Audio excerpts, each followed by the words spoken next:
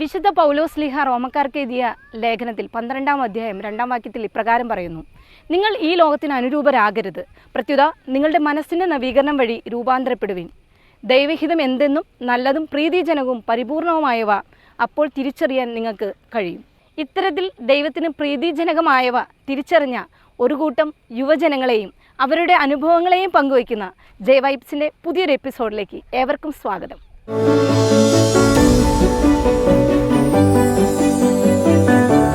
ദിവ്യകാരുണ്യ ഭക്തിയോട് ചേർന്ന് നിന്നുകൊണ്ട് എന്തിനും ഈശോ എൻ്റെ കൂടെ ഉണ്ട് എന്ന വിശ്വാസത്തിൽ മുന്നേറുന്ന ടോബി ജോസഫിനെയാണ് ഇന്ന് ഈ എപ്പിസോഡിൽ നമ്മൾ പരിചയപ്പെടുന്നത്. ടോബി, എന്ത് പറയുന്നു? സുഖല്ലേ? സുഖമാണ് സിസ്റ്റർ.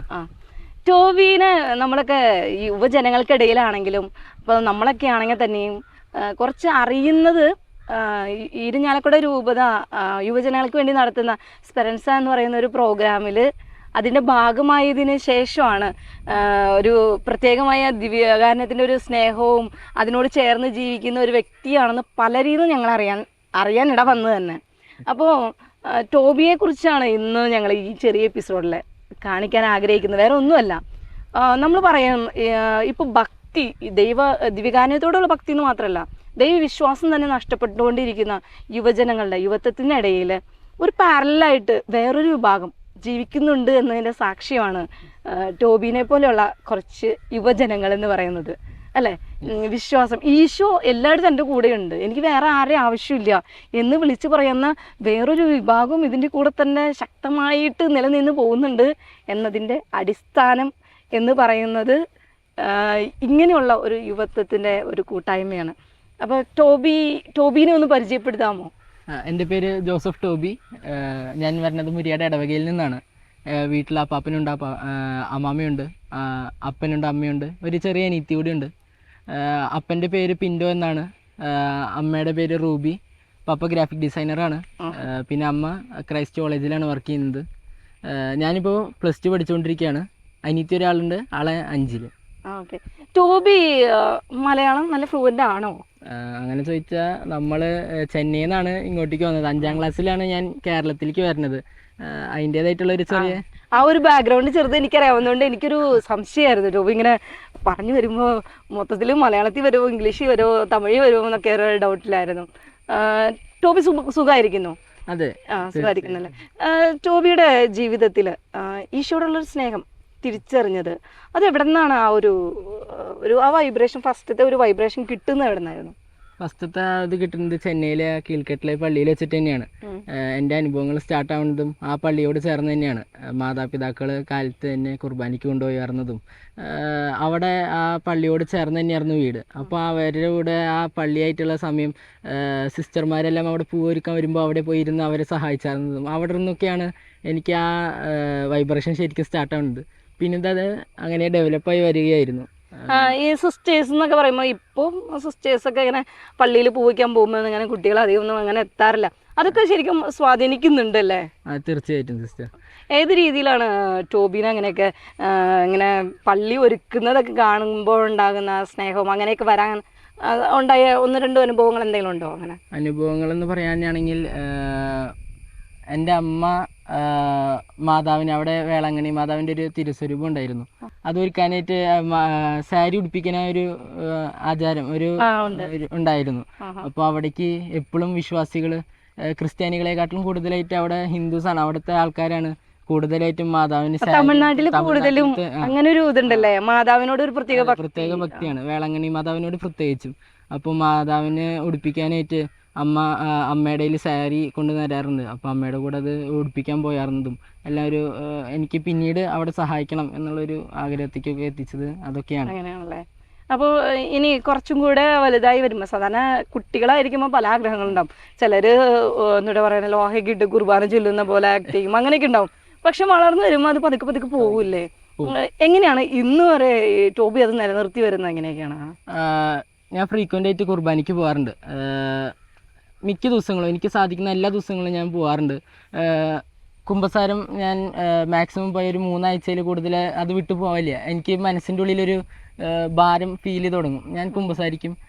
പിന്നെ പള്ളിയോട് ചേർന്ന് തന്നെ നിൽക്കണത് ഞാൻ അച്ഛന്മാരായിട്ടുള്ള ഒരു കോണ്ടാക്റ്റും സിസ്റ്റേഴ്സിനോടുള്ള കോണ്ടാക്റ്റും അവിടുത്തെ ജനങ്ങളോട് ചേർന്ന് നിൽക്കുമ്പോൾ അത് എനിക്ക് നിലനിർത്താൻ സാധിക്കാറുണ്ട്. എല്ലാത്തിനും ഉപരി എൻ്റെ മാതാപിതാക്കൾ അതിന് സഹായിക്കാറുണ്ട്. അവര് കൂടുതൽ അവരാണ് ശരിക്കും പറഞ്ഞ ഒരു വിശ്വാസത്തിൽ, മാതാപിതാക്കളാണ് ശരിക്കും വിശ്വാസത്തിൽ ഇങ്ങനെ നട്ടുവെച്ചത്. അവിടെ നിന്നാണ് ഇങ്ങനെ വളർന്ന് പന്തലിച്ചോണ്ടിരിക്കുന്നത്. ഇനി നമ്മൾ തിരിച്ച് കേരളത്തിലേക്ക് എത്തിയല്ലോ ടോബി. എത്തിയ സമയത്ത് എങ്ങനെയാണ് ഇതിലേക്ക് പെട്ടെന്ന് ഇൻവോൾവ് ഒക്കെ ചെയ്യാനായിട്ട് ബുദ്ധിമുട്ടായിരിക്കും, കാരണം വേറൊരു സ്ഥലത്ത് നിന്ന് വരുമ്പോ അല്ലേ? അതെങ്ങനെയായിരുന്നു? അത് ഇത്തിരി പാട് തന്നെയായിരുന്നു. ഇവിടെ വന്ന് ഏകദേശം 1.5 വർഷങ്ങൾക്ക് ശേഷമാണ് ഞാൻ കുർബാന സ്വീകരണം സ്വീകരിക്കുന്നത്. ആദ്യ കുർബാന സ്വീകരിക്കുന്നത് ഏകദേശം 1.5 വർഷങ്ങൾക്ക് ശേഷമാണ്. ചെന്നൈയിൽ വെച്ച് അതിനുള്ള ഒരുക്കങ്ങൾ തുടങ്ങിയൊന്നും സാധിച്ചില്ല. അപ്പം അതിൻ്റെ ഒരു വിഷമം ഉണ്ടായിരുന്നു. ശരിക്കും ആ ഒരു ഭയങ്കര ഫീലിംഗ് ആയിരുന്നു. പിന്നീട് പഠിച്ചെടുത്ത് ഞാൻ ഇംഗ്ലീഷിൽ പഠിച്ചെടുത്തു. പിന്നീട് അച്ഛനെ കേൾപ്പിച്ച് കുർബാന സ്വീകരണം ലഭിച്ചു. ആ ദിവസം എനിക്ക് വളരെ എന്താ പറയുക, മറക്കാൻ പറ്റാത്തൊരു ദിവസമായിരുന്നു. ഈശോ നാവിൽ വരുന്ന സമയം എനിക്ക് ആളെ ഫീൽ ചെയ്യാൻ പറ്റുന്നുണ്ട്. എവിടെ നിന്നില്ലാണ്ട് കണ്ണുനീരൊക്കെ ഒഴുകി വന്നു. അമ്മ കയ്യിൽ നിന്ന് തൂവാലെടുത്ത് കയ്യിലേക്ക് വന്നത് ഒക്കെ ഭയങ്കര ഓർമ്മകളാണ്. അന്നത്തെ ദിവസം ശരിക്കും ഞാൻ നന്നായിട്ട് എൻജോയ് ചെയ്തു. പിന്നീട് ഇവിടെ വരുന്നത് അൽത്താരയിലൂടെയാണ് ഞാൻ സ്റ്റാർട്ട് ചെയ്യുന്നത്. ആ കുർബാന സ്വീകരണത്തിന് ശേഷം പിന്നീട് അൽത്താരയിൽ കയറുന്നതാണല്ലോ.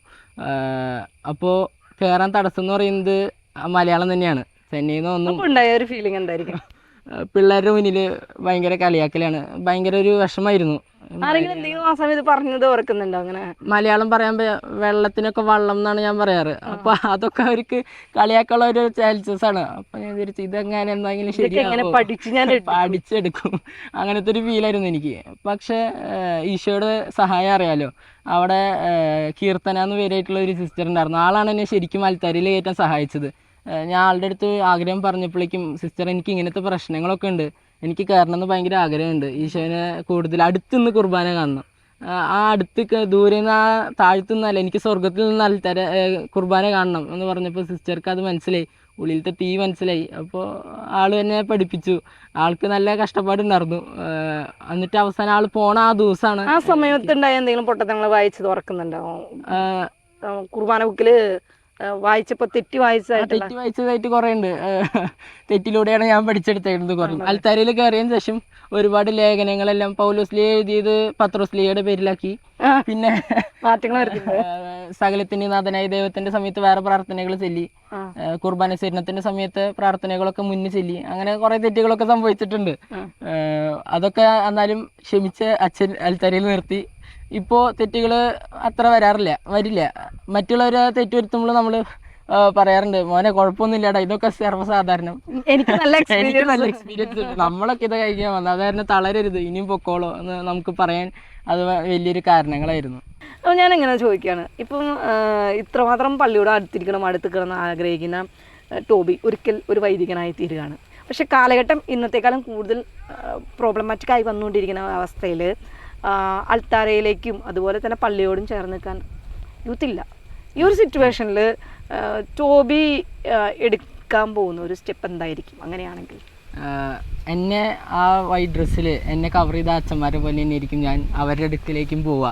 അങ്ങനെയുള്ള ഏതെങ്കിലുമൊക്കെ അനുഭവങ്ങൾ എന്ന് പറയാമോ? തീർച്ചയായിട്ടും ഉണ്ടായിട്ടുണ്ട്. ചെറുപ്പത്തിലോട്ട് ചെന്നൈയിലെ ആ കീഴ്ക്കെട്ടിലെ പള്ളിയിൽ വെച്ച് തന്നെ സിൻഡോ സിറ്റിലെ പള്ളി അച്ഛൻ എനിക്ക് നല്ലൊരു അനുഭവങ്ങളാണ് തന്നത്. ചെറുപ്പത്തിലെ ആ കുറുമ്പൊക്കെ കാട്ടി നടക്കുന്ന സമയത്ത് അച്ഛനെ കണ്ട് അവിടെ പോയിട്ട് ഓടി പോയിട്ട് അച്ഛാ ഈശോ മിശിഹായ്ക്ക് സ്തുതിയായിരിക്കട്ടെ പറയുമ്പോഴേക്കും അച്ഛൻ അത് സ്വീകരിച്ച ശേഷം നമ്മളോടൊക്കെ സംസാരിക്കും. പോലെ ഒരു ഫീലാണ്. കാരണം ഒരു ഇടവകയിലത്തെ അച്ഛൻ ഈ ചെറിയ കൊച്ചിനോട് സംസാരിക്കണം എന്നുള്ളൊരു ഫീലാണ് മനസ്സിൽ. അപ്പോൾ അതൊക്കെ എനിക്ക് നല്ല അനുഭവങ്ങളാണ്. പിന്നീട് അവിടെ ചെറിയ സഹായങ്ങൾ ചെയ്യുമ്പോഴും പ്രോത്സാഹിപ്പിക്കാൻ, നീ സൂപ്പറായിട്ട് ചെയ്തോടാ, കൊള്ളാം, ഇനിയും ചെയ്തോളോ എന്നൊക്കെ പറഞ്ഞ് നല്ലൊരു കാഷ്വലായിട്ടുള്ളൊക്കെ ടോക്കാന്ന് പറഞ്ഞ അച്ഛനാണ്. പിന്നീട് വേറൊരു അച്ഛൻ എന്ന് പറയുന്നത് സീജോ ഇരുമ്പൻ അച്ഛനാണ്. ഞാൻ പറഞ്ഞല്ലോ, ഞാൻ അൽത്താരയിൽ കയറിയതിന് ശേഷം ആ അച്ഛന് അവിടെ ഉണ്ടായിരുന്നു. തെറ്റുകളൊക്കെ ഞാൻ പറഞ്ഞല്ലോ, പൗലോസ്ലീഹയ്ക്ക് എഴുതിയതൊക്കെ പത്രോസ്ലീഹയ്ക്ക് എഴുതി വെച്ചു. അവർ പോലും അറിയാതെ മാറ്റി പ്രാർത്ഥനകൾ തെറ്റിയെത്തിച്ചു, ടൈമിങ് മാറി. ഒരിക്കലും ഞാൻ ഓർക്കുന്നുണ്ട്, അച്ഛന് ലാസ്റ്റ് ആ പീലാസ്യം കഴുകാനായ വെള്ളം കൊടുക്കണ പോകുമ്പോൾ സ്പൂണിൽ വെള്ളം കോരി ആ കാസിം ബീലാസിയും കഴുകാൻ കൊടുത്തത് എനിക്ക്. അപ്പോൾ അച്ഛൻ അതിന് ശേഷം പറഞ്ഞു, എടാ മോനെ, കുർബാന കഴിഞ്ഞ ശേഷം പറഞ്ഞു, എടാ മോനെ, ആ കാസിം ബീലാസും കഴുകിയൊക്കെ അത്ര വെള്ളം പോരാ, ഇനി ആ കുപ്പി കൊണ്ടുവന്നോളോ എന്ന് പറഞ്ഞ് അതൊക്കെ എനിക്ക് ദേഷ്യപ്പെടാതെ സ്നേഹത്തോടെ ആ അച്ഛൻ പറഞ്ഞതൊക്കെ എനിക്ക് ഓർമ്മയിലുണ്ട്. ആ തെറ്റുകൾ പറ്റിയപ്പോഴും ഞാൻ സങ്കീർത്തിലേക്ക് എത്തുമ്പോൾ എനിക്ക് പേടിയായിരുന്നു.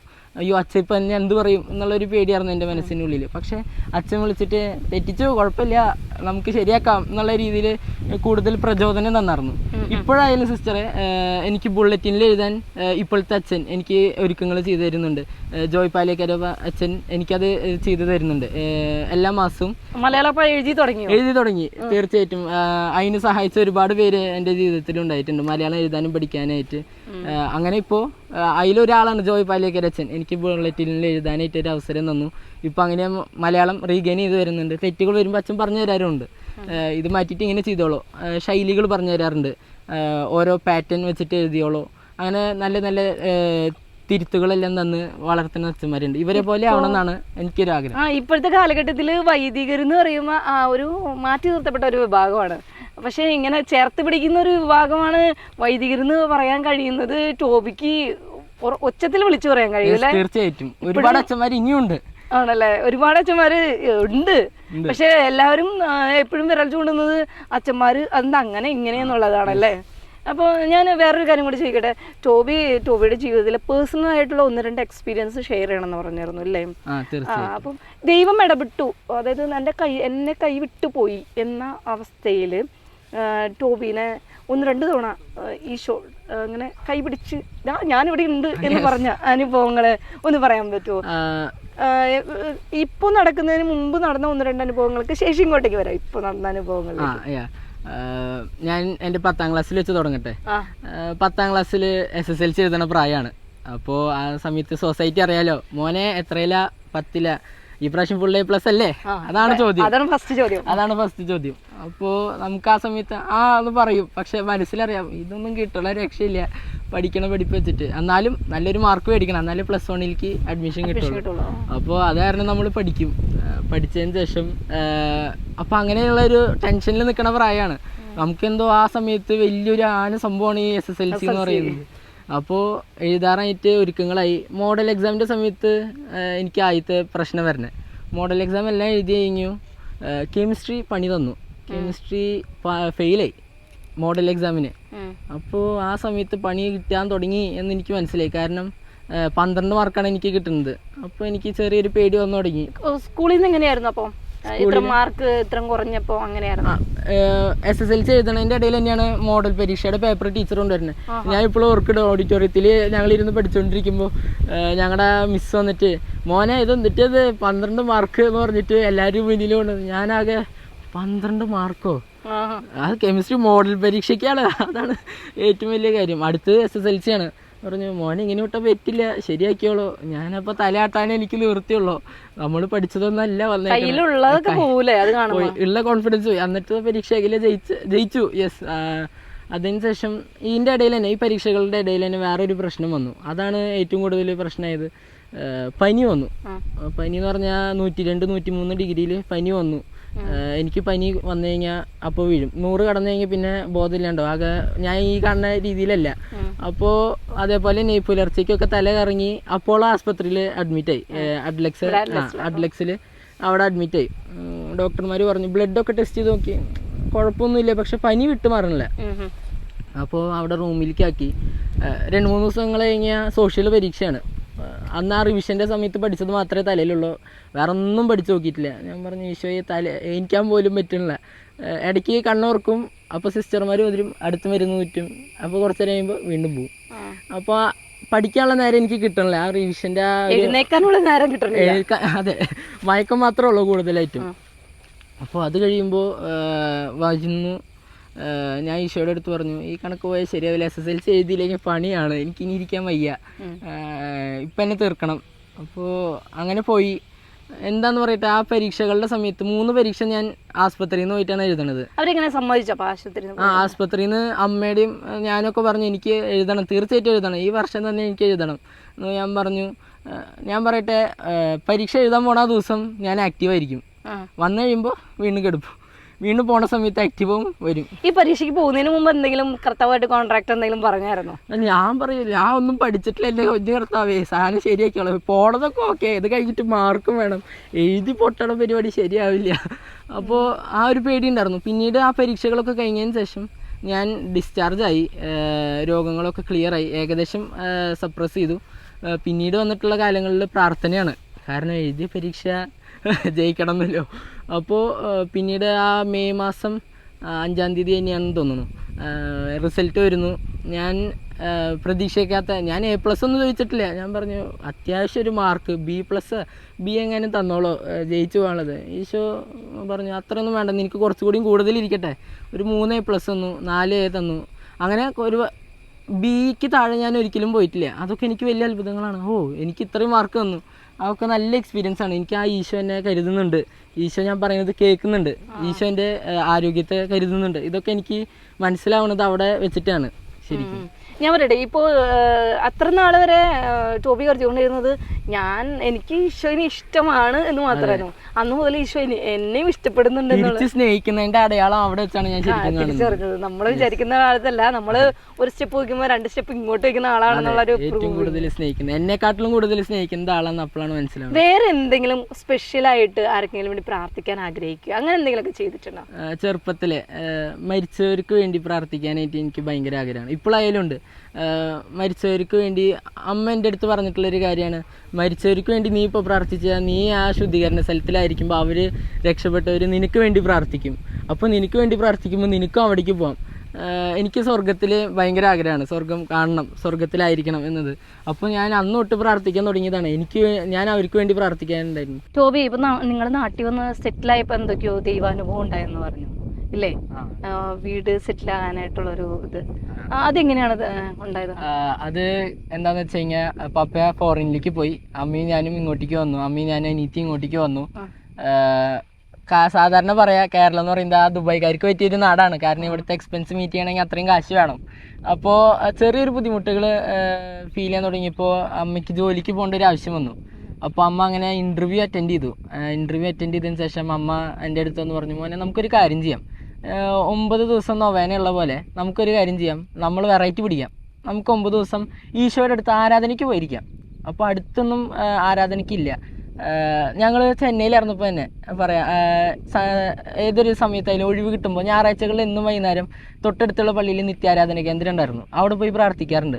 അപ്പോൾ അത് ഇവിടെ വന്നതിന് ശേഷവും ഞങ്ങളത് തുടർന്നു. അതായത് അമ്മ പറഞ്ഞു നമുക്ക് 9 ദിവസം ഈശോയുടെ അടുത്ത് പോയിരിക്കാം, അവിടെ നിന്ന് നമുക്ക് കാര്യങ്ങൾ പറയാം, നമുക്ക് ഇങ്ങനത്തെ കാര്യങ്ങളൊക്കെ ഉണ്ടെന്ന് സഹായിച്ചോളൂ. 9 ദിവസം നമുക്കത് പോയി പറഞ്ഞാൽ മതി, 1 hour നമ്മൾ ഈശോയ്ക്ക് വേണ്ടി സ്പെയർ ചെയ്ത് വയ്ക്കാം. അപ്പോൾ ഞങ്ങൾ ഇവിടെ നിന്ന് മുരിയാടുന്ന് പുത്തമ്പള്ളി തൃശ്ശൂർ പോയി, അങ്ങനെ 9 ദിവസമായിരുന്നു. 10ാമത്തെ ദിവസം ഓഫീസിൽ നിന്ന് കോൾ വന്നു, സെലക്ട് ചെയ്തിട്ടുണ്ടെന്ന് പറഞ്ഞിട്ട്. അതൊക്കെ നമുക്ക് വലിയൊരു വിശ്വാസത്തിലേക്ക് കൊണ്ടുവന്ന വഴികളാണ്. കേൾക്കുന്നുണ്ട്, യെസ്, 10ാം ക്ലാസ്സിൽ വെച്ചതല്ല, ഇപ്പോഴായാലും ഉണ്ട് എന്നുള്ളതിൻ്റെ എല്ലാം ഒരു അടയാളങ്ങളാണ് അതെല്ലാം. ടോബി മുരിയാടുന്നെന്ന് പറഞ്ഞപ്പം എനിക്ക് ആധികാരികമായി ഒരു ചോദ്യം ചോദിക്കാനുണ്ട്. ഈ മുരിയാടുന്ന് കേൾക്കുമ്പോൾ തന്നെ നമ്മുടെ മനസ്സിലേക്കൊക്കെ വരുന്നൊരു ചിന്തയുണ്ട്, അതുകൊണ്ട് ഞാനൊന്ന് മുഖത്ത് നോക്കി ചോദ്യം ചോദിക്കാനൊന്ന് കയറി നോട്ടെ കേട്ടോ, പൊക്കത്തിൻ്റെ പ്രശ്നമുള്ളതുകൊണ്ടാണ്. ഓക്കെ. അതെ, മുരിയാട് എന്ന് പറയുമ്പോൾ എല്ലാവരും മനസ്സിലേക്ക് വരുന്ന ഒരു കാര്യം എന്ന് പറയുന്നത് കാത്തോലിക്ക വിശ്വാസത്തിൽ നിന്ന് മാറി നിൽക്കുന്ന ഒരു ഗ്രൂപ്പുള്ള ഒരു സ്ഥലമാണ്. അവിടെ കത്തോലിക്ക വിശ്വാസം വരാൻ പറ്റുന്ന ഒരു സാഹചര്യമില്ല. എപ്പോഴും കുറേ ചോദ്യങ്ങളും വെല്ലുവിളികളും വരുന്ന ഒരു ഏരിയയാണ്. അവിടെ ഒരു ദൈവവിശ്വാസത്തിൽ ഒരു യുവാവ് നിലനിന്ന് പോകണമെങ്കിൽ ഇച്ചിരി ബുദ്ധിമുട്ടാന്ന് കേട്ടിട്ടുണ്ട്. അങ്ങനെയുള്ള എന്തെങ്കിലും അനുഭവം ഉണ്ടായിട്ടുണ്ടോ? എനിക്കുണ്ടായിട്ടുണ്ട്. ഞാനൊരിക്കൽ എൻ്റെ സ്കൂളിലത്തെ സ്പെഷ്യൽ ക്ലാസ് കഴിഞ്ഞ് വരികയാണ്, ബസ്സിൽ കയറിയിരുന്നു. തൊട്ടടുത്ത് സ്ഥലമില്ലെങ്കിലും ആ ചേട്ടൻ എന്നാ മോനെ ഇവിടെ ഇരിക്കി എന്ന് പറഞ്ഞു. അപ്പോൾ നല്ല ചേട്ടനാണല്ലോ, പോയിരുന്നു സൈഡിൽ. പിന്നെ പതക്കനെ വീട് എവിടെയാണ്? മുരിയാടാണോ? ഞാൻ അവിടേക്ക് തന്നെയാണ്. അപ്പോൾ ചെറുതായിട്ടൊരു മിന്നായം പോലെ കത്തി തുടങ്ങിയത് എന്താണെന്നുള്ള രീതിയിൽ എന്നാലും ചെറിയ ഹിന്റ് വന്നു. ഇതിനെക്കുറിച്ച് മുന്നേ അറിയാമായിരുന്നു മുരിയാട് വന്ന് താമസിക്കും? വന്ന് 1 വർഷം കഴിയുമ്പോഴാണ് ഞാൻ അറിയുന്നത് ഇങ്ങനെ ഒരു സംഭവം ഇവിടെ ഉള്ളത്. അമ്മയും ഞാനെല്ലാം അറിയുന്നത് ഇങ്ങനെ ഒരു സംഭവം ഇവിടെ ഉണ്ടല്ലേ എന്നെല്ലാം അറിയുന്നത് 1 വർഷം കഴിഞ്ഞിട്ടാണ്. അപ്പോൾ ഇവിടെ ഇങ്ങനെ പോണ സമയത്ത് അവര് പേരെന്താണ്, വീട്ടിൽ ആരൊക്കെ ഉണ്ട് എന്നെല്ലാം ചോദിച്ചു. ആള് പറഞ്ഞു. പിന്നെ ആളുടെ ടോപ്പിക്കിലേക്ക് ആള് കടന്നു, ഈശോ എപ്പോൾ വരുന്നതാണ് നീ വിശ്വസിക്കണേ എന്ന് ചോദിച്ചു. അപ്പോൾ ഞാൻ പറഞ്ഞു ഈശോയ്ക്ക് പോലും അറിയില്ല ചേട്ടാ ഈശോ എപ്പോഴാണ് വരാന്ന്. ഈശോ അങ്ങനെ തന്നെയല്ലേ ബൈബിളിൽ പറഞ്ഞേക്കണേ. അല്ല അദ്ദേഹം ഭയങ്കര സീരിയസ് ആയിട്ട് പിന്നെ പറഞ്ഞു, അല്ല മോനെ ഈശോയ്ക്ക് എപ്പോഴാണ് വരാന്നറിയാം, ഈശോ എപ്പോൾ വരുന്നു ഞങ്ങൾക്കറിയാം. ഈശോയ്ക്കറിയില്ല, പക്ഷെ ഞങ്ങൾക്കറിയാം. യെസ്. അതിന് ശേഷം അദ്ദേഹം ബൈബിളിൽ അതിനെക്കുറിച്ച് പ്രതിപാദിക്കുന്ന എന്തൊക്കെയോ, ഈശോനെ കുറിച്ചല്ല അവരുടെ ആ കാര്യത്തെ പ്രതിപാദിക്കുന്ന ചില കാര്യങ്ങൾ അദ്ദേഹം അതിൽ കാണിച്ചു തന്നു. പിന്നീട് എൻ്റെ സ്റ്റോപ്പ് എത്തിയപ്പോൾ ഞാൻ ഇറങ്ങി വരാണ് ചെയ്തത്. പിന്നീട് അടുത്ത ദിവസം ഇതേപോലെ തന്നെ ടാർഗറ്റ് ചെയ്യുന്നുണ്ടല്ലേ. എനിക്ക് എങ്ങനെയാ ഫീൽ ചെയ്ത് പറഞ്ഞത്. രണ്ടാമത്തെ ദിവസം അത് അദ്ദേഹം പറയുകയും ചെയ്തു. പിന്നെ അദ്ദേഹത്തെ കാണാൻ സാധിച്ചിട്ടില്ല. രണ്ടാമത്തെ തവണ ചോദിച്ചതാണ് എന്നെ ഭയങ്കരമായിട്ട് മനസ്സിൽ സ്ട്രൈക്ക് ചെയ്തത്. അതേ കാര്യങ്ങളിലേക്ക് തന്നെ വന്നു. ഞാൻ പറഞ്ഞു എനിക്കിതിൽ നിൽക്കാൻ താല്പര്യമില്ല ചേട്ടാ. അദ്ദേഹം അവസാനമായിട്ട് ചോദിച്ചു, ദൈവത്തിനൊരു പേരുണ്ട് നിനക്കറിയാം. ഞാൻ പറഞ്ഞു ഞാൻ അറിഞ്ഞേക്കണ ദൈവം തന്നെയാണ്, വേറെ പേരൊന്നും ഇല്ല ചേട്ടാ. അപ്പോൾ അദ്ദേഹം പറഞ്ഞു ഇല്ല ദൈവത്തിനൊരു പേരുണ്ട്. എന്നാൽ ചേട്ടൻ പറ. അത് പറയില്ല, അതറിയണമെങ്കിൽ നീ ഇവിടേക്ക് വരണം. ഞാൻ പറഞ്ഞു എനിക്ക് അങ്ങനെ ഇപ്പം അറിയണ്ട, എനിക്ക് അറിയണ ദൈവത്തിൽ ഞാൻ അറിഞ്ഞാൽ മതി, വേറെ ദൈവത്തിൻ്റെ പേര് പറഞ്ഞിട്ട് എക്സ്പീരിയൻസ് ചെയ്യണം ഞാൻ. അപ്പോൾ പക്ഷെ എന്നാലും ആ സ്റ്റോപ്പ് എത്തിയപ്പോൾ ഞാൻ വീണ്ടും എൻ്റെ സ്കൂളിൻ്റെ അടുത്തായ കാരണം ഞാൻ ഇറങ്ങി വന്നു. എന്നാലും എൻ്റെ മനസ്സിൻ്റെ ഉള്ളിൽ ആ സ്ട്രൈക്കിങ് ഉണ്ടായിരുന്നു, ദൈവത്തിന് പേരോ. എനിക്കത് വല്ലാണ്ട് അലട്ടാൻ തുടങ്ങി. പിന്നീട് അത് ഞാൻ ഈശോയുടെ അടുത്ത് ചോദിച്ചു, ഈശോയ്ക്ക് വേറെ പേരുണ്ടോ, ദൈവത്തിന് വേറെ പേരുണ്ടോ അത് ചോദിച്ചു. പിന്നെ ബൈബിൾ തുറന്നു നോക്കി, നമുക്ക് എവിടെ പോയാലും ആശ്രയിക്കാൻ ബൈബിളാണല്ലോ. അപ്പോൾ ഞാൻ ബൈബിൾ തുറന്നു നോക്കിയപ്പോൾ അതിന് റെലവൻ്റ് ആയിട്ടുള്ളൊരു പേര് തന്നെ കിട്ടി. എൻ്റെ നാമം കർത്താവ് എന്നാണ് എന്ന് കാണിക്കണം. ഞാൻ ഓർക്കുന്നില്ല അത് ഏതാ ഭാഗമെന്ന്, എന്നാലും അത് എൻ്റെ നാമം കർത്താവ് എന്നാകുന്നു എന്ന് പറയുന്നത് അത് ശരിക്കും എൻ്റെ അടുത്ത് സംസാരിക്കുന്നു. യെസ്, ബൈബിളിലൂടെ പലപ്പോഴും ഉണ്ടായിട്ടുണ്ട്. അപ്പോൾ ഇത് കുറച്ചുകൂടിയും റെലവെന്റ് ആയിട്ട് പിന്നീട് അവര് വന്ന് ചോദിക്കുമ്പോ ഈ വിശ്വാസത്തിൽ നിന്ന് മാറ്റാൻ വേണ്ടി നിന്നോട് ചോദിക്കുമ്പോ കർത്താവ് ഈ വിശ്വാസത്തിൽ നീ നിലനിൽക്കാൻ വേണ്ടി എന്നെ സഹായിക്കുകയാണ്. അത് ഭയങ്കര നല്ല അനുഭവങ്ങളായിരുന്നു അന്ന്. ടോപ്പിക്ക് തോന്നിയിട്ടുണ്ടോ അവരിങ്ങനെ കൂടുതലും യൂത്തിനെയാണ് ടാർഗറ്റ് ചെയ്യണേ? അവര് ടാർഗറ്റ് ചെയ്യുന്നുണ്ട്. കാരണം അന്ന് തന്നെ ആ ബസ്സിലിരിക്കുമ്പോൾ അവരുടെ കൂടെ ഉണ്ടായിരുന്ന യൂത്തിനൊക്കെ എനിക്ക് കാണാൻ പറ്റിയായിരുന്നു. കൂടുതലും യൂത്താണ് എനിക്ക് കാണാൻ സാധിച്ചത്. ചെറുപ്പക്കാരായ പിള്ളേർ. ഞാൻ സംസാരിക്കുമ്പോൾ ഇവൻ്റെ പേര് ടോബിയാണ് എന്നെല്ലാം പറഞ്ഞ് അവരുടെ അടുത്ത് കൂടുതലായിട്ട് യൂത്തുകളാണ് ഞാൻ കണ്ടത്. ചെറുപ്പക്കാരും കുറച്ച് മിഡിൽ ഏജ് ആയിട്ടുള്ള ചേച്ചിമാർ അവരൊക്കെയാണ് കൂടുതൽ ഉണ്ടായിട്ടുള്ളത്. ഞാൻ തീർച്ചയായിട്ടും പറയും ടാർഗറ്റ് ചെയ്യുന്നുണ്ട് എന്നാണ് ഞാൻ മനസ്സിലാക്കുന്നത്. അപ്പോൾ അതിന് യൂത്തിനെ വെച്ചാണ് ഇങ്ങനെ ഒരു ടീം കത്തോലിക്ക വിശ്വാസത്തിൽ നിന്ന് പലരെയും അവരുടെ വിശ്വാസത്തിലേക്ക് കൊണ്ടുപോകാനായിട്ട് ടാർഗറ്റ് ചെയ്യണമെന്ന് പറഞ്ഞല്ലോ. ഇനി അതിനെ ഞാൻ തിരിച്ചു കൊണ്ടുവരാണ്. ടോബിയുടെ രീതിയിൽ എങ്ങനെയായിരിക്കും ഇന്നത്തെ യുവജനങ്ങളോട് ടോബിയുടെ അനുഭവത്തിൽ നിന്ന് എങ്ങനെയായിരിക്കും കത്തോലിക്ക വിശ്വാസത്തിൽ നിലനിന്ന് പോകാൻ ഒരു വേർഡ് എന്തായിരിക്കും പറയാൻ ആഗ്രഹിക്കുക? ഞാൻ ആദ്യമേ ഞാൻ പറഞ്ഞില്ല അച്ഛന്മാരോട് ആ വെള്ളം ഉടുപ്പിട്ട ആൾക്കാരുടെ കൂടെയാണ് ഞാൻ എന്നും ചേർന്ന് നിന്നിട്ടുള്ളത്. അവരുടെ കൂടെ നിന്നാൽ തന്നെ പകുതി നമ്മൾ ദൈവത്തോടെ തന്നെ അടുത്ത് നിൽക്കും. നമ്മുടെ ഇടവകയിലായിരിക്കുന്ന അച്ഛന്മാരോടോ നമ്മൾ കാണുന്ന അച്ഛന്മാരോട് കൂടി ചേർന്ന് നിന്നാൽ തന്നെ പകുതി കാര്യങ്ങൾ ഈശോയുടെ അടുത്തേക്കായി. അപ്പോൾ ഞാൻ പറയാം, ഇപ്പോൾ വൈദികരെ കുറിച്ച് ഇപ്പം നല്ലതൊന്നും അധികം ആൾക്കാർ പറയുന്നില്ല. എല്ലാവരും പിന്നെ കുറ്റപ്പെടുത്താൻ ഉപയോഗിക്കുന്ന ഒരു വ്യക്തിയായി മാറ്റി നിർത്തിയേക്കുകയാണ്. അതിനെക്കുറിച്ച് എന്താ അഭിപ്രായം പറയാം? ശരിക്കും പറഞ്ഞാൽ അത് അങ്ങനെ ഒരു ഭാഗമുണ്ട്. എന്നാലും ഞാൻ പറയട്ടെ, ഈശോ എന്ന് പറയുന്നത് അല്ല, ആ വൈദികൻ എന്ന് പറയുന്നത് ഞാൻ എവിടെയൊക്കെ കേട്ടിട്ടുണ്ട് മാലാഖമാർക്ക് പോലും തൊടാൻ കഴിയാത്ത ഒരു നിമിഷമുണ്ട്. ഈ മാതാവ് മാറി നിന്നൊരു നിമിഷം അല്ലേ, ദിവ്യകാരുണ്യം എടുത്ത് പൊക്കുന്ന ഒരു മൊമെന്റ് എന്ന് പറയുന്നത്. മാതാവിന് ഒരിക്കല് ആ സമയത്ത് ഈശോന്റെ കാര്യങ്ങളിൽ എഴുതാൻ പറ്റിയുള്ളൂ. പക്ഷെ ഒരു വൈദികന് ഈശോനെ എല്ലാ ദിവസവും കൈകളിൽ എഴുതാൻ പറ്റുന്നുണ്ട്. അത്രയ്ക്ക് എന്താ പറയുക, ഒരു ഹോളിനെസ് ഉള്ളൊരു സംഭവമാണ് പ്രീസ്റ്റ്ഹുഡ് എന്ന് പറയുന്നത്. പിന്നെ പറയുകയാണെങ്കിൽ ഒരു മനുഷ്യന്റെ ജനനം മുതൽ മരണം വരെ ഈ വൈദികനുണ്ട്. ഒരു ജീവിതം മൊത്തം ഒരു വൈദികനുണ്ട്. അപ്പോ പക്ഷെ ഒരു ജീവിതം മൊത്തം കൊടുക്കാണ് മറ്റുള്ളവരുടെ ജീവിതത്തിലേക്ക് സ്വന്തം ജീവൻ നൽകാണ് മറ്റുള്ളവർക്ക് വേണ്ടി. എൻ്റെ അടുത്ത് ഒരിക്കലും ഒരു അച്ഛൻ പറഞ്ഞിട്ടുണ്ട്, ഒരു വലിയ പാത്രമാണ് ഈശോയുടെ കൃപ എന്ന് വിചാരിക്കുക, അത് മറ്റുള്ളവരിലേക്ക് ഒഴുകാൻ വേണ്ടി വെച്ചിരിക്കുന്നവരാണ് വൈദികരും സിസ്റ്റേഴ്സ് എന്ന് പറയുന്നത്. അപ്പോൾ അതൊക്കെ ശരിക്കും നല്ല റെലവൻ്റ് ആയിട്ടുള്ള വാക്കുകളാണ്. പ്രീസ്റ്റ്ഹുഡിന് ഹോളിനെസ് കൊടുക്കുന്നതാണ്. പറയുന്നവര് ചിലപ്പോൾ പറയും, അനുഭവിച്ചവർക്ക് തിരിച്ചറിയാൻ കഴിയും. ഇപ്പോ ഇന്നത്തെ സമൂഹത്തിൽ യുവജനങ്ങള് പല രീതിയിൽ പോവുക. ഇപ്പം ടോബി കുറച്ച് മുമ്പ് പറഞ്ഞു എനിക്ക് ലോൺലിനെസ് തിരിച്ചറിയാൻ കഴിയാത്തത് ഈശോ കൂടെയാണെന്ന്. ഇന്നത്തെ സമൂഹത്തിലെ യുവജനങ്ങൾ അറിയാം എന്തുകൊണ്ടാണ് ഏത് വഴിക്കാണൊക്കെയാണ് പോകുന്നതെന്ന്. അവരോട് എന്താണ് ടോബിക്ക് പറയാൻ തോന്നുന്നത്? ഇപ്പോഴത്തെ സമൂഹം, ഇപ്പോഴത്തെ യുവജനങ്ങൾ ലഹരിക്ക് അടിമകളാണെന്നാണ് പറയാറുള്ളത്. എനിക്ക് മനസ്സിലാക്കുന്നത് ലഹരിയിലേക്ക് പോകുന്നത് ആ ലോൺലിനെസ് ഫീൽ ചെയ്യണ കാരണമാണ്. ഞാൻ മനസ്സിലാക്കിയിടത്തോളം ലഹരി നമ്മളെ കൺട്രോൾ ചെയ്യുന്നതാണ്. ആ കൺട്രോൾ ചെയ്യണ ലഹരീനെ അതായത് ഈശോ ആണ് എൻ്റെ ലഹരി. ആ ഈശോനെ മനസ്സിലാക്കുമ്പോൾ ഏറ്റവും വലിയ ലഹരി ഈശോയാണ്. ഏറ്റവും വലിയ ലഹരി ഈശോ നൽകുന്ന ആ ആനന്ദമാണ് ഏറ്റവും വലിയ ലഹരി. മറ്റൊരു ലഹരി ഇല്ല. ലോൺലിനെസ് ഫീൽ ചെയ്യാണ്ടിരിക്കാൻ ഈശോ കൂടെ ഉണ്ടെന്നാണ് ഞാൻ മനസ്സിലാക്കുക. നമ്മുടെ കൂടെ ഉണ്ടായ കാര്യം നമ്മൾ തിരിച്ചറിയണം. അതെ, കൂടെയുള്ള ഈശോനെ ആദ്യം നമ്മൾ തിരിച്ചറിയണം. അപ്പം തന്നെ പകുതി നമ്മുടെ ജീവിതത്തിൽ സോൾവ് ആയി. ഈശോയോട് ചേർന്ന് കഴിഞ്ഞു നമ്മൾ. ദിവികാനത്തെ ഒരുപാട് ഇഷ്ടപ്പെടുന്ന ഒരു വ്യക്തിയാണ് ടോബി. അതുപോലെ തന്നെ തിരുവസ്ത്രത്തെയും ഇഷ്ടപ്പെടുന്ന വ്യക്തിയാണ് ഒരു ടോബി. ഇപ്പൊ ഞാൻ ടാർഗറ്റ് ചെയ്യാൻ പോകുന്ന ക്വസ്റ്റ്യൻ എന്താണെന്ന് ടോബിക്ക് നന്നായിട്ട് അറിയാം. അപ്പൊ ഫ്യൂച്ചറിനെ കുറിച്ച് ചിന്തിക്കുമ്പോ ടോബിയുടെ ഉള്ളിലേക്ക് വരുന്ന എന്തെങ്കിലുമൊക്കെ ചിന്തകളുണ്ടോ? ഞാൻ ഉദ്ദേശിക്കുന്ന രീതിയിൽ എന്തെങ്കിലുമൊക്കെ ചിന്തകൾ ഉണ്ടായിട്ടുണ്ട്. അതിൻ്റെ കൂടെ വേറൊരു ചിന്തയുണ്ട്. ഒരു കയ്യിൽ പ്രൊഫഷനും ഒരു കയ്യിൽ വൊക്കേഷനാണ് എൻ്റെ കയ്യിൽ. അത് ഈശോയിലേക്ക് സമർപ്പിച്ചേക്കാണ്. പ്രൊഫഷൻ എന്ന് പറയുന്നത് ഇന്ത്യൻ എയർഫോഴ്സിൽ ഫ്ലൈയിങ് ഓഫീസറായിട്ട് ചേരണം എന്നാണ് ആഗ്രഹം. സാധിക്കുക എന്നുള്ളത് ദൈവത്തിന്റെ അടുത്ത്. മറ്റേ കയ്യില് ഈ തിരുവസ്ത്രം ധരിക്കുക എന്നതാണ്. രണ്ട് അംബിഷൻ ഉണ്ട്. ഇതില് ഒരെണ്ണം നാടിനെ സേവിക്കാനും ഒരെണ്ണം ദൈവത്തിനെയും ദൈവജനത്തിനെയും സേവിക്കാവുന്നതാണ്. ഈശോ ഞാൻ വെച്ചിട്ടുണ്ട്, ഈശോയുടെ അടുത്ത് വെച്ചിട്ടുണ്ട്. ഇതിൽ ഏതെങ്കിലും ഒരെണ്ണം എടുത്ത് തന്നോളൂ. പ്ലസ് 2 കഴിയുമ്പോഴേക്കും അത് ഈശോ ചെയ്തു തരുമെന്ന് ഞാൻ പ്രതീക്ഷിക്കുന്നു. അങ്ങനെ ജീവിച്ചാലും വിശുദ്ധിയിൽ ജീവിക്കണം എനിക്ക്. അതാണ് നമുക്ക് ആ വൈബ് വിട്ടുപോകരുത്. ടോബി, ഇത്ര നേരം ടോബിയുടെ വിശേഷങ്ങൾ ടോബിയിൽ നിന്ന് തന്നെ ഞാൻ ചോദിച്ചറിയായിരുന്നു. ടോബിയുടെ അമ്മയ്ക്ക് കുറെ കാര്യങ്ങൾ പറയാനുണ്ട് എന്നാണ് എൻ്റെ ധാരണയല്ല, എനിക്ക് ഉറപ്പാണ് അമ്മയ്ക്ക് കുറെ കാര്യങ്ങൾ പറയാനുണ്ട്. എന്നെക്കാട്ടും കൂടുതൽ എന്നെ കണ്ടേക്കുന്നത് എൻ്റെ അമ്മയാണ്. അപ്പൊ അമ്മേനെ ഞാൻ ജയ വൈബ്സിലേക്ക് കൊണ്ടുവരാണ്. അപ്പൊ അമ്മയോട് കുറച്ച് കാര്യങ്ങൾ ചോദിച്ചറിയാം.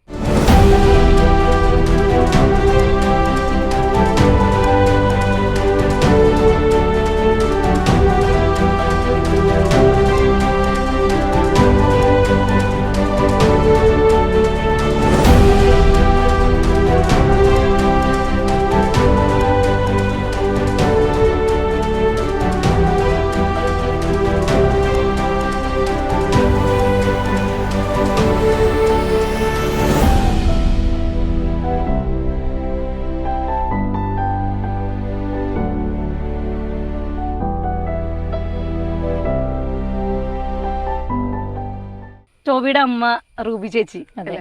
റൂബി ചേച്ചി, ഇത്ര നേരം ഞങ്ങൾ കേട്ടുകൊണ്ടിരുന്നത് ടോബിയുടെ കുറെ ദൈവാനുഭവങ്ങളാണ്.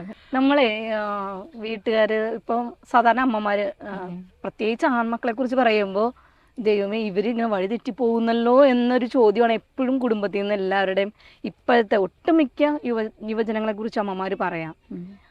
ചേച്ചിയുടെ അനുഭവത്തിൽ ഇപ്പം ഇവൻ ചെയ്ത കുറെ കാര്യങ്ങൾ അപ്രതീക്ഷിതമായി ഇപ്പൊ പറഞ്ഞ പോലെ നിയോഗം വെച്ച് പൂവയ്ക്കുക, അതുപോലെ വലുതായതിനു ശേഷവും ഏതെങ്കിലും രീതിയിൽ ഇവൻ ചെയ്ത ഏതെങ്കിലുമൊക്കെ അനുഭവം ചേച്ചിനെ ഇൻഫ്ലുവൻസ് ചെയ്യുക, അല്ലെങ്കിൽ ഇത് അന്ന് ഞാൻ പ്രാർത്ഥിച്ചതിൻ്റെ ഫലമായിരുന്നു, അങ്ങനെ എന്തെങ്കിലും അനുഭവം തോന്നിയിട്ടുണ്ട് ഇവൻ ചെയ്ത വേറെ എന്തെങ്കിലുമൊക്കെ ഒരു സംഭവങ്ങൾ? ഞാൻ എഴുതുന്നത് കണ്ടിട്ട് ആൾ തനിയെ തന്നെ നമ്മൾ പറയാതെ വചനം എഴുതണ ഒരു ഇതുണ്ടായിരുന്നു. ആൾക്ക് എന്തെങ്കിലും ആവശ്യങ്ങൾ നടക്കാനൊക്കെ ഉണ്ടെങ്കിൽ വചനം എഴുതും. അതേപോലെ ആർക്കെങ്കിലും പ്രാർത്ഥന ആവശ്യങ്ങളുണ്ട് എന്നറിഞ്ഞാൽ മറ്റുള്ളവർക്ക് വേണ്ടി പ്രാർത്ഥിക്കാനുള്ള ഒരു നല്ലത്. വീട്ടിലായാലും അല്ലെങ്കിൽ പള്ളിയിലായാലും ഒരു കുർബാനയ്ക്ക് പോകുമ്പോൾ ഇന്നൊരു നിയോഗത്തിന് വേണ്ടി പ്രാർത്ഥിക്കണമെന്ന് നമ്മുടെ അടുത്ത് പ്രത്യേകമായിട്ട് പറയും. അത് മറ്റുള്ളവർക്ക് വേണ്ടിയാവും, ചിലപ്പോൾ നമ്മൾ അറിയണവരാവും, ചിലപ്പോൾ അറിയാത്തവരാവും. പിന്നെ മരിച്ചവർക്ക് വേണ്ടി, അതിപ്പോൾ ഏത് മതസ്ഥർ അങ്ങനെയൊന്നുമില്ല, ഈശോയുടെ അടുത്ത് പ്രാർത്ഥിക്കും ആ ഒരു ആത്മാവിന് വേണ്ടി, അല്ലെങ്കിൽ അവർക്ക് വേണ്ടി പ്രാർത്ഥിക്കാൻ ആരും ഇല്ലെങ്കിലോ എന്ന് വിചാരിച്ചു. അപ്പോൾ സിമെട്രിയിലൊക്കെ പോകുമ്പോൾ പറയും ഇങ്ങനെ, പ്രത്യേകിച്ച് ഈ ഓൾ സോൾസ് ഡേയുടെ അന്ന് നവംബർ 2 ഒക്കെ പോകുമ്പോൾ കുറേ സ്ഥലത്ത് ആളുകൾ ഉണ്ടാവില്ല. അപ്പോൾ ആ ആത്മാക്കളെയൊക്കെ രക്ഷിക്കണേ എന്നൊക്കെ വന്ന് ഞാൻ പ്രാർത്ഥിച്ചു അമ്മേ എന്നൊക്കെ പറയാറുണ്ട്. പിന്നെ പറയും കുഞ്ഞിനാളിലൊക്കെ ഇങ്ങനെ പറയാറുണ്ട്, എനിക്ക് വലുതായി അച്ഛനാവണം എന്ന് ആഗ്രഹം, അച്ഛനാവുമ്പോൾ ഞാൻ പ്രത്യേക ആയിട്ട് മരിച്ചവർക്ക് വേണ്ടിയുള്ള മധ്യസ്ഥനാവണം എനിക്ക്. ജോസഫ് ടോബിനെ പഠിപ്പിച്ച് വിട്ട് ആ കീർത്തന സിസ്റ്റർ അടുത്തും പറഞ്ഞിട്ടുണ്ട്. അപ്പോൾ സിസ്റ്റർ അടുത്തും ഷെയർ ചെയ്തിട്ടുണ്ട്, സിസ്റ്റർ എനിക്ക് വലുതായിട്ട് മരിച്ചവർക്ക് വേണ്ടിയുള്ള മധ്യസ്ഥനാവാൻ ആഗ്രഹം. എൻ്റെ സിസ്റ്റർ എന്നെ വിളിച്ച് പറഞ്ഞു, ഇതുപോലെ ആഗ്രഹിക്കുന്ന മക്കളൊന്നും ഉണ്ടാവില്ല കേട്ടോ, മരിച്ചവരെ കുറിച്ച് ചിന്തിച്ച് അവർക്ക് വേണ്ടി പ്രാർത്ഥിക്കണമെന്ന് അവന് കുഞ്ഞുനാളിൽ തോന്നണമെങ്കിൽ അങ്ങനെ ഒരു ഇത് വേണമെന്ന് പറഞ്ഞിട്ട്, ദൈവാനുഗ്രഹമാണത് എന്നൊക്കെ പറഞ്ഞു, അതിൽ വളർത്തിക്കോളോ എന്നൊക്കെ. പിന്നെ രാവിലെ എണീക്കുമ്പോൾ തന്നെ ബൈബിള് വായിക്കുള്ളൂ. ബൈബിൾ വായിച്ചിട്ടാണ് വീട്ടിൽ നമ്മൾ കുഞ്ഞുനാളിൽ പഠിപ്പിച്ചത്. അത് ന്യൂസ് പേപ്പർ ആദ്യം വായിക്കണ്ട, ബൈബിൾ വായിച്ചാൽ മതി.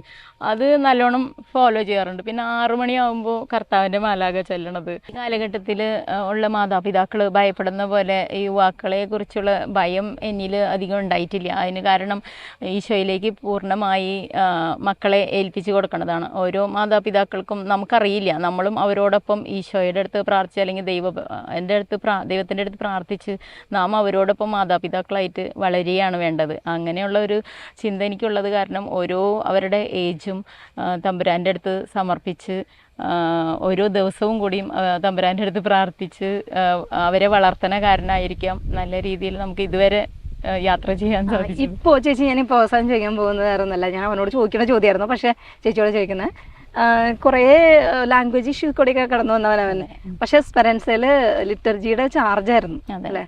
അപ്പോൾ ആ പ്രോഗ്രാമിനെ കുറിച്ച് അല്ലെങ്കിൽ അതിലെങ്ങനെയാണ് അവൻ്റെ ഇൻവോൾവ്മെന്റ് വന്നതെന്നൊക്കെ ഒന്ന് പറയാൻ പറ്റും? ഇരിഞ്ഞാലക്കുട രൂപത യുവാക്കളെ തിരിച്ചു പിടിക്കാൻ വേണ്ടി നടത്തുന്ന ഒരു നല്ലൊരു പ്രോഗ്രാമാണ്. കുറേ യുവാക്കൾക്ക് ഉപകാരമുള്ള ഒരു പ്രോഗ്രാമായിരുന്നു സ്പെറൻസ 2O എന്ന് നടത്തിയത്. അപ്പോൾ അതിൽ ലിറ്റർജി കോർഡിനേറ്ററായിട്ട് ജോസഫ് ടോബിനെ സെലക്ട് ചെയ്തിരുന്നു. വേറെ കുറേ കാര്യങ്ങൾ കൊണ്ട് ആദ്യം ഇല്ല എന്നൊക്കെ പറഞ്ഞിരുന്നെങ്കിലും അതിനുവേണ്ടി വളരെ സിൻസിയറായിട്ട് എഫേർട്ടിട്ട് എല്ലാ മീറ്റിങ്ങിനും പോവുകയും അതിൻ്റെ പ്രവർത്തികളെല്ലാം ചെയ്തു. അപ്പോൾ അത് കഴിഞ്ഞ് വന്ന് ജോസഫ് പറഞ്ഞ ഒരു നല്ല അനുഭവമായിരുന്നു. അമ്മ, ഞാൻ എൻ്റെ എല്ലാ പ്രവർത്തികളും ഈശോയുടെ അടുത്താണ്, എല്ലാം കറക്റ്റായിട്ട് നടത്തണേ കേട്ടോ. ഇതൊരു വലിയ പ്രോഗ്രാമിൽ എനിക്കെല്ലാം ഒറ്റയ്ക്ക് ചെയ്യാൻ പറ്റില്ല. അപ്പോൾ എന്തൊക്കെയാണ് എല്ലാം പെർഫെക്റ്റായിട്ട് ചെയ്യണം, അല്ലാന്നുണ്ടെങ്കിൽ എന്തെങ്കിലും കുഴപ്പം വരാതെ നോക്കണം എന്നുള്ള രീതിയിലും അറേഞ്ച്മെൻറ്റ്സും എല്ലാം ചെയ്യാനായിട്ടുള്ള കാര്യങ്ങളെല്ലാം ഈശോയിനെയാണ് ഏൽപ്പിച്ചത്. അതെല്ലാം വളരെ സക്സസ്ഫുൾ ആയിരുന്നു എന്ന് അച്ഛന്മാർ തന്നെ എല്ലാം കഴിഞ്ഞപ്പോൾ ഞങ്ങൾക്കൊന്നും അന്വേഷിക്കേണ്ടി വന്നില്ല, നീ എല്ലാം നല്ലപോലെ നടത്തിയെന്ന് പറഞ്ഞ് ഒരു സാക്ഷ്യം വന്ന് പറഞ്ഞിരുന്നു. അപ്പോൾ നമുക്കത് വളരെ സന്തോഷം തോന്നിയൊരു കാര്യമാണ്. തനിയെ ഏറ്റെടുത്ത് എല്ലാവരും കൂട്ടുണ്ടായിരുന്നു, എന്നാലും ദൈവത്തോടൊപ്പം ചേർന്ന് അവന് അതൊരു ദൈവാനുഭവമായി മാറ്റാൻ സാധിച്ചത് ഒരു സന്തോഷം. ചേച്ചിയോട് ഇനി എനിക്ക് അവസാനമായിട്ട് ഒരു ചോദ്യം ചോദിക്കാനുള്ളൂ. ചേച്ചി ഒരുപാട് ഒരു അമ്മ നിലയ്ക്ക് ഒരുപാട് പ്രശ്നങ്ങൾ കൂടെ കുറെ കരഞ്ഞിട്ടുണ്ടാവും അല്ലേ? സന്തോഷത്തോടൊപ്പം തന്നെ കരയേണ്ടി വന്നിട്ടുണ്ട്. ആ വേദനയുടെ അനുഭവങ്ങളിൽ കൂടെ ഒക്കെ ഒരു മാതാവിനെ പോലെ അല്ലെ, മാതാവിനെ ഓർത്ത് കൈപിടിച്ച് കടന്നു വന്നു. ഇപ്പം ഇവിടെ നിൽക്കുമ്പോൾ ചേച്ചി ഒരുപാട് യുവജനങ്ങളുടെ അമ്മമാരെ പ്രതിനിധീകരിച്ചാണ് ഇപ്പോൾ സംസാരിക്കുന്നത്. അപ്പം ചേച്ചിയുടെ അനുഭവത്തിൽ നിന്ന് ഇന്നത്തെ യുവജനങ്ങളുടെ അമ്മമാരോട് എന്തായിരിക്കും പറയാനുണ്ടാവുക, ഒരു സന്ദേശം എന്ന നിലയ്ക്ക്?